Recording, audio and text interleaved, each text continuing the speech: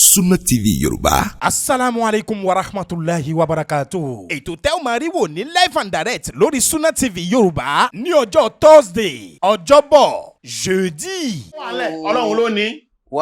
Agbára tó lè yanjú gbogbo nǹkan àlẹ̀ Ọlọ́run ló ní. Ìmọ̀ kárí iṣẹ́ Ọlọ́run ló ní. Agbára kápáká Ọlọ́run ló ní. Kọ́ wa gbé síwájú Ọlọ́run.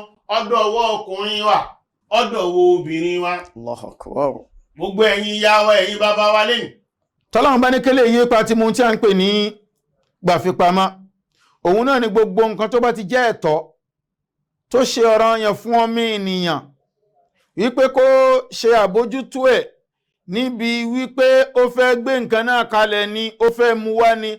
Lẹ́yìn ìgbà tẹ́ ẹ bá wètò yìí ní live and direct darí, a ó tún sọ́dọ̀ tún fún yín tẹ́ ó tún padà rí wò. Rediffusion láwọn ọjọ́ àtàwọn aago tẹ́ ń wò lójú àmóhùnmáwòrán yín. Má sálà.